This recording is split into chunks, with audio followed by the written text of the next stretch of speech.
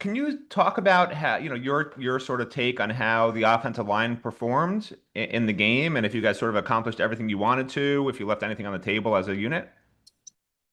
Yeah, I think it was a good first step in the right direction, obviously. But watching the film today, there's so much more that we could have done better. We could have finished better. We could have been identified right in some parts of the game. So there's a lot of meat on the bone left, and we just gotta keep heading in the right direction. Awesome. We'll go to Adam Lichtenstein from the Sun Sentinel. Adam? Hey James, how's it going? I'm good. How you doing? Good. So like you said, do you feel like there's still a lot of meat on the bone? A lot of people say that, the cliche is that teams take the biggest leap from week 1 to week 2. So just how are you guys going about this week? You mentioned a few things, working on getting better, before you guys play Bethune on Saturday. Yeah, it's a faceless opponent every week, so we got to take every game and we got to prepare the same way that we just prepared for Notre Dame. And we know everyone who we play is going to give us their best shot, and the best team that we play the whole season needs to always be on Green Tree every day. So we got to bring it, and we know everyone's going to give us their best shot. Great. We'll go to Jordan McPherson next from the Miami Herald. Jordan? Yeah, hey there, James. Two questions. First off, with the run game, just your thoughts on the running back room you guys have. I know you guys were really impressed with the depth you guys had throughout spring and fall, but just to see it in a live game, to see the three guys you have, just what are your thoughts on how they did? Yeah, all the running backs are awesome. Those guys run super hard, super physical. Those guys are really hard to tackle. But I think one thing that was really impressive to me watching the film was watching our receivers get off the ball and go block. And those guys were, cracking the crap out of people, and were played super physical, and they brought a lot of intensity to the game. That would be a great thing to go back and watch film on if you got some time. And then just for you, just game one here, top 10 game, the crowd will be able to play the way you guys play. Just what was the experience like for you on Sunday? Yeah, it was awesome. That was my first game to experience in Hard Rock, and it was incredible. The atmosphere was awesome. Shout out to the fans for bringing that intensity and made it a really hostile environment for our opponent. And we need to do that the whole season because it's a tremendous advantage for our team. Awesome. We'll go to Andrea Adelson. Andrea? Can you hear me? Yes. Loud Okay, and clear. perfect. Fixed my audio problems from last week. Appreciate you doing this. In terms of having the shorter work week, just what are some of the things that you all have focused on with one less day to prepare in terms of trying to maybe avoid some complacency after such a big win? Yeah, it's definitely a different schedule this week just because you lose a day, so your preparation's got to be at an even higher level than it typically is, and you gotta squeeze more in uh quicker basically, and you gotta prepare like every day is game day. Awesome. We'll go back to Matt Shadell from Canesport. Matt? Yeah, hey James, one more for you. Obviously, we saw Carson Beck look great. I was curious, what was his persona like during the game in the huddle? Was he a calming influence? His leadership, was he fiery? What was he sort of like for you guys? Yeah, he was a little bit of both, I'd say. When I think he's got really good emotional intelligence, and he's able to read every situation very well. And obviously he's got a ton of experience. He's played a lot. He's played in a lot of big football games. So we had all the confidence in the world in him, and he proved that during fall camp, and we're really excited to keep it rolling with him. Great. We'll go back to Adam Lichtenstein from the Sun Sentinel. Adam? Hey again. So Samson Okunlola is a guy, he's been in the program a couple years, kind of worked his way, into the rotation, got about 30 snaps on Sundays. Just what have you seen from him, the way he works, the way he plays, just what have you seen from him? Yeah, I always think he's done a really good job of um, being seen and not heard. Some people are the other way around, where they like to, talk a lot and then not back it up with the work. But he's awesome. He played his butt off. He played with an edge on Sunday, and he played with a lot of passion and emotion, and it showed up on film. And the sky's the limit for that guy, and he's going to continue to get better as well as the rest of us are. Hey, Keem, coaches obviously talked about your leadership and things like that. Can you provide a little bit of examples of kind of what you're doing, and maybe, Akeem, what's maybe different? What are you doing that's maybe a little bit different than what you've done in the past? So leadership wise, it was mainly during the off season. We had a bunch of new guys come in, join the team, and things like that. I wanted to, so I wanted to establish our culture into them, and also just better our culture for the guys who've been here before. And I just like to bring guys together, you know, we do workouts on our off time, or bring guys in for dinner, get to know guys. Cause like if you don't know the person beside you, it doesn't mean as much as someone you know. Like you're gonna fight for somebody that you know and you know well. And then as we went into fall camp, it was just trying to lead by example. And then just help the young guys come in and just try to make a difference for the young guys. Hey, Akeem, that was a great answer. Maybe you can give a good answer for this also, because Coach Heatherman mentioned yesterday how the Notre Dame quick game, you didn't really get to see your guys' pass rush, and when they finally were in that passing situation at the end, I mean, it was insane. Just with you and Ruben even. Do you think it's going to be really difficult for opposing offenses to deal with you guys if other teams do fall behind, do get in those passing situations? Is it going to keep looking like what it did at the end of that Notre Dame game? Yeah, one thing about us is we can stop the run, but our strong suit is that pass rush. So if a quarterback holds that ball too long, we are expected to get to him, and that's what you expect that from me and Ruben on the edge. We're getting there, but then you can also expect that from guys on the inside like Ahmad Mo and Justin Scott, and David Blay. Our strong suit is rushing the passer. So once we do stop that run, it's going to be difficult for people to get us up there down. Awesome. We'll go to Adam Lichtenstein from the Sun Sentinel. Adam. Hey, Akeem, how are you? How you doing? Good.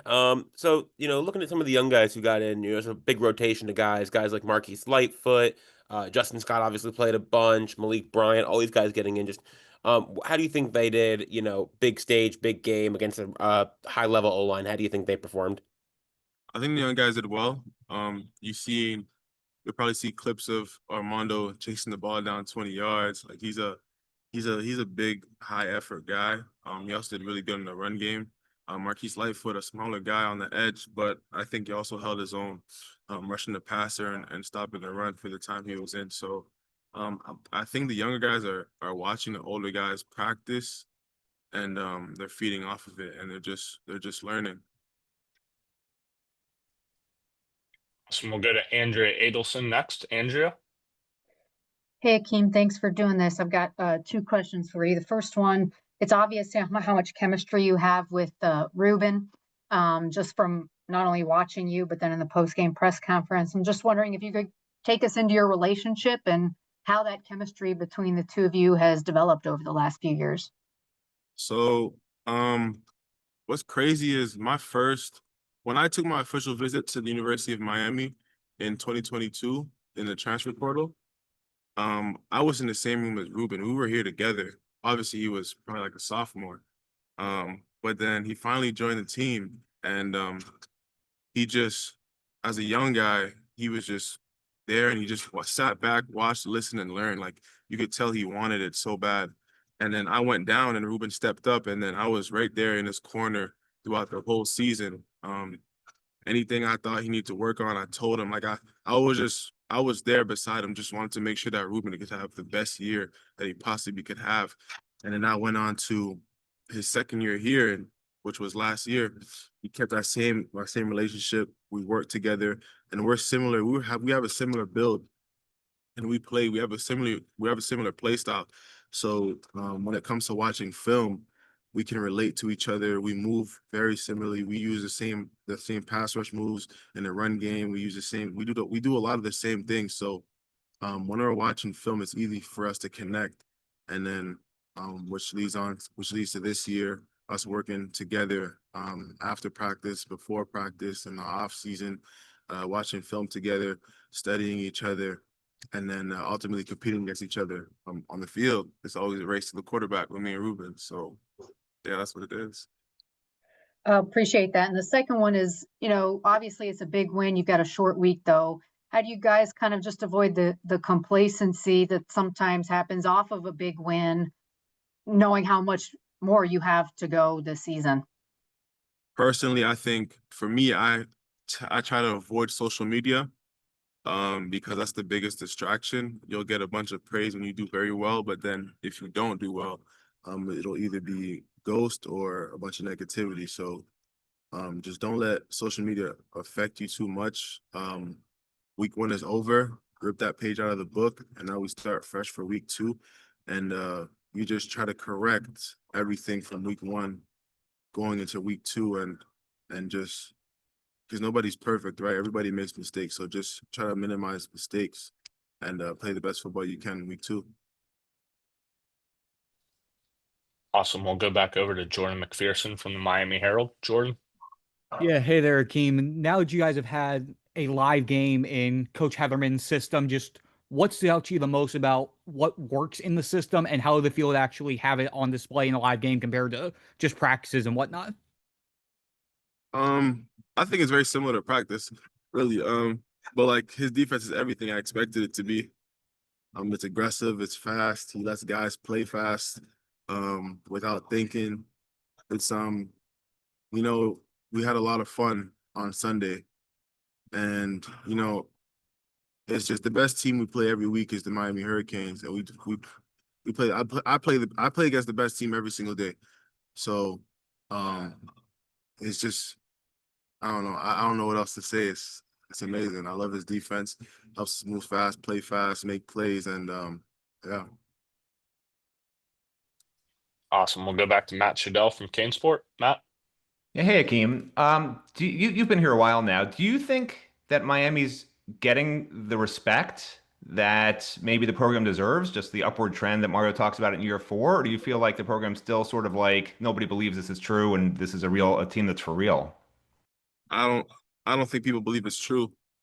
Um, you know, week 1 we won, but people are always gonna have doubts. Especially when it comes to Miami. Um, People still have doubts even after our 1-0 on Sunday. So all we gotta do is keep doing it every single week. And even by the end of the season, whatever game number it is, people are still gonna have doubts. People are forever gonna have doubts when it comes to Miami. But it's just our job to prove them wrong. Three, you, Marty, Jordan, all kind of, taking turns against Notre Dame. Just, Shannon Dawson always talks about how excited you guys all get for each other. So just what was that game like for you guys, just all supporting each other and everything? Like I said before the game, those are the type of games that you want to play in, coming here being a Miami Hurricane. So it was a great feeling just, to go out there and do what we did, but still a lot to improve on, and we're just ready for the next challenge. And you've been here obviously for 3 years, and we're watching the Hurricanes before, even when you were, still in high school. So just seeing this team since you've been here go from, 7-6 in 2023 and 10 wins last year now to, beating, the national runner-up on, the biggest stage on prime time and everything. Just how have you seen this program progress, and just what does it mean to you to get this big win, in front of a national audience and everything like that? Oh yeah, no, since I've been here, yeah, it's definitely improved a lot from, off the field stuff, especially, on the field stuff as well. That's obvious. But no, it's a great feeling. And yeah, we won, but it's still a lot of things that we could have did better, and there's a lot of things that we're gonna do better continuing in the season. Great. We'll go to Jordan McPherson from the Miami Herald next. Jordan. Yeah, hey there, Mark. I've got 2 questions for you. First off, you mentioned a couple of times about there are things that you guys can do better. What are some of those things that you guys are hoping to do better from and build off of from the game every day? I think just sustaining drives, staying more consistent, finishing better, like all around. Like that's all I'll say. Just finishing better. And then secondly, since you've been here, you guys have really emphasized running back by committee. It was, I think, 4 guys your first year, was you, Damien, and Jordan last year. It's 3 guys again this year. Just what have you learned about the importance of having a staple of 3, even 4 running backs, about the importance of how much that can help sustain you guys and sustain the run game throughout the season? Yes, sir. No, it's definitely important for us, for the system that Dawson wants to run, and just have some fresh, healthy legs in there. Get them defenses real tired. When you have guys who could just go in there and produce the same results, that's what you want. So that's what we want to do over here. Awesome. We'll go over to Matt Shadell from Kane Sport. Matt. Hey, Mark. I know it's sort of early, but do you have a sense yet for what this offense's identity is? I guess it might be not just like a power run game, but it might have a whole bunch of different things that are your identity. What would you sort of describe as what you think the offense's identity is right now? Um, right now, I'll just say we're a bunch of playmakers. You know, starts off with that O line. You know, very physical, very violent, and those guys chase the ball well. So it definitely starts up front. But as you can see, we got some playmakers in that receiving room as well. We got some running backs who run hard, run physical. So, man, we just some playmakers. We just got to just continue on getting better. Awesome. We'll go back over to Jordan McPherson. Jordan. Yeah, hey, and Marco, wanted to ask you about Malai Tony. Obviously, you guys were teammates back in high school, and you saw what he was able to do on Sunday. Just what was it like watching? Again, 17, he came in a year early, and to see him do what he did against Notre Dame on the biggest stage in his first career game at UM? Yeah, not surprised, not even a little bit. Like, not surprised, not even a little bit. Like, he's great. He's consistent, very mature for his age, loves the work, and that's not the only thing you guys are gonna see. He's gonna do a lot more this year. Awesome. We'll go back to Adam Lichtenstein. Hey again. So what's it like for you to run behind this O line? I mean, it just seems like there were some plays where they were clearing out so much space for you. Like, how effective and how much of a privilege is it to kind of play behind this O line? Yeah, no, I tell those guys all the time, like, man, I really appreciate y'all, really love y'all. Like, you don't have no great running back without a great line, so it always starts up front. And those guys, they make me look good. Awesome. We'll go to Brandon Adoy from Football Hotbed. Go ahead, Brandon. Mark, what's going on, man? I think you know Carter. Did you play with Carter at Plantain? He was a pound above me. Okay. Yeah, but I knew him then. Yeah, it was still cool. What are your reflections on what he did? Obviously, you've known him for many years, and he's been a big time kicker from that level. I mean, nationally, people don't know, but around here, since he was a kid, he's always been one of the top guys. What have you talked to him? Yeah. What are your reflections with that and what he was able to do? Man, that was a big time field goal. We put up big field goals, and especially that one to put us ahead. But that's just a great feeling seeing somebody that I knew when we were kids, and we at this great big university together. Still balling with each other. So it was just a great feeling.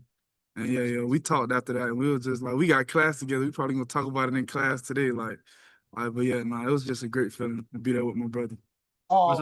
So I was just talking to Mark. Obviously you guys have known each other for a long time, and I don't think a lot of people know you've been one of the top kickers down here. And you mentioned Andy in the post game, and then you kind of came behind him. But I was more curious.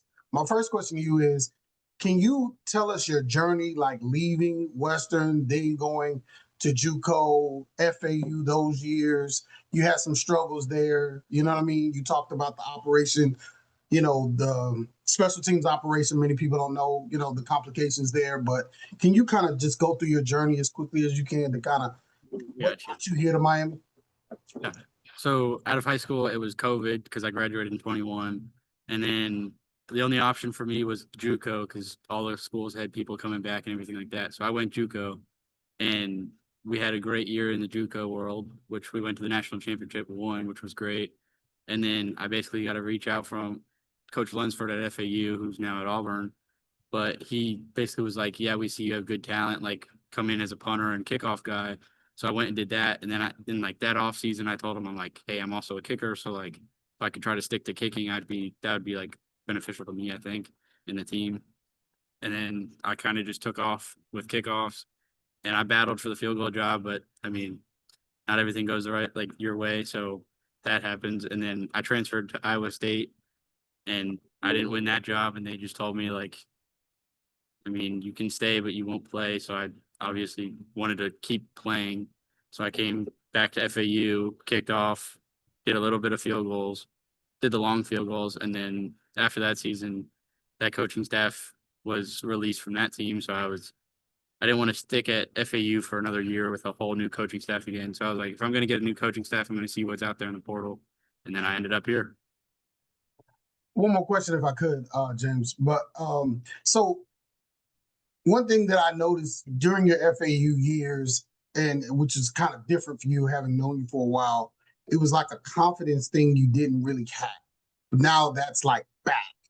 Like, how confident were you when you knew the game was on the line and you got a long one, but this is it. If you don't make this kick, it could potentially go to OT, and then who knows what happens.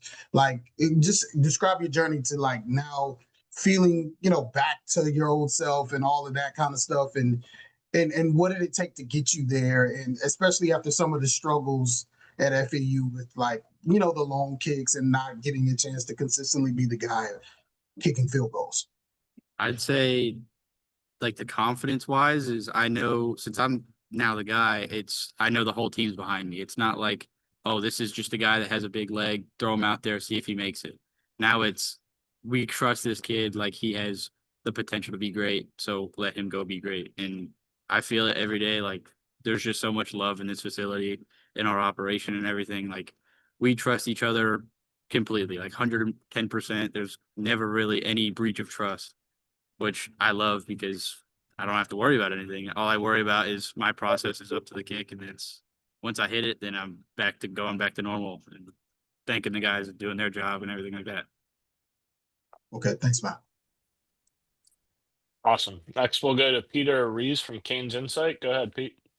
Carter, I just got to say that the pigskin sounds a little bit different coming off your boot. In terms of the leg strength, has that always been there? Is that something you've worked on in the weight room? Just talk about that a little bit. I mean, I kind of grew into it like the end of my high school career, like junior, senior year. I kind of started developing better into like the power side and everything like that, which I don't know the workouts I did, I'll be honest, but it was more of just like everything started clicking and everything. So I just tried to use my power, and then all I had to do after that was get consistent. Awesome. We'll go to Adam Lichtenstein from the Sun Sentinel. Adam. Hey Carter, how are you? Good, how are you? Good. So just what have the last 48 hours been like for you? I mean, I'm sure your phone blew up. I'm sure, social media blew up. Just what's this all been like for you? This whole experience, you kicked this huge field goal, probably one of the biggest of your life. Like, what's it been like for you? I mean, I'm not a big social media person. So like Instagram, I gain a lot of followers, I'll admit. But like to me, I don't think of much of it. I'm just still being myself. Like I kind of like being under the radar a little bit, but now everything opened up. So I'm not going to shy away from it, but I'm also not going to like completely open into it. Like I'm just going to stay how I am and not do anything different really. Did you do anything fun after the game to celebrate? Not really. I mean, I just went home and slept. Awesome. We'll go to Matt Shadell from Kane Sport. Matt. Yeah, hey, congrats on the big kick. I think after the game you mentioned your process. You just did your normal process. Can you walk me through that, or walk us through that? What do you do to sort of calm yourself in those crazy situations and make sure you make those kicks? I mean, on the sideline, our snapper Adam and Dylan, they both they snap and hold on the sideline. So I'm just watching them do their processes of getting mentally ready. And all I'm thinking the whole time is just my same process over and over. Like pick a target, stay on your line, take a deep breath, and then nod when you're ready. And then basically everything goes from there. Yeah, so when you pick your target, are you like picking a fan in the stands to aim at, or what are you doing? I pick something stationary that's going to be stationary for probably infinite time, because if I pick a person and they move around or they move left and I look back at it when I'm in the back of my stance and I'm like, wait, where'd it go? Then it's pretty bad. But I try to pick like lettering on the wall or something very tiny, because you aim small, miss small. So do you remember what exactly you found for that particular angle and that particular kick that was the game winner? There was a camera, so there's a clump of cameras. There's like 6, and then there's one maybe 2 feet to the left, and it was a little bigger, but I aimed for basically the little supporting feature of the camera. All right, we'll make sure that camera stays there forever. Awesome. We'll head over to Giselle from NBC. Go ahead, Giselle. Hey Carter, after the game, you said that you hadn't gotten a chance to talk to your parents and your family. What did they tell you? And what were some of the things that, just some of your friends have been able to tell you after that game winning kick? My dad, he said I was probably gonna have to go find him and pick him up off the floor because he was probably about to die from a heart attack. My mom was just ecstatic. My brother that was there, he's like, I never had a doubt. I knew it. And then, I mean, I had family friends there and they were just like, I didn't expect it. Like that's very impressive. And then I had a couple friends that came to root for Notre Dame, but afterwards I was like, so you're Miami fans now? And I got a couple videos from them and their perspectives, and they were just like, their whole crowd kind of like deflated after that kick, which was great. Perfect. Thank you. We'll go back to Brandon Adoy from Football Hotbed. Go ahead, Brandon. So one last thing, Carter. You know a lot of these guys on the team for many years. Mark, and you played at Plantation, youth football. I can't remember all the other guys you met. How special was it to be like a local kid celebrating? Because this is what you guys probably dreamed about, like, hey, we're gonna go kick from, you know what I mean? And just how special is it with so many guys you played like all-stars with, and FBU, all kind of things you've done in your high school and youth careers here. It's kind of surreal, like knowing that you're able to, like, the people you grew up with, like basically rooting for when they're on the field, and even when you're on the field, they're rooting for you. Like, it's kind of surreal, the fact that like I grew up with, I mean, Mark and with Damari since we were like 7 or 8. Like, we've been together for a while now, but it's kind of just amazing to know that I've known them for as long as they known me, and it's just surreal. Like, just having basically, it's a family at that point. Like, we're kind of stuck together for life now.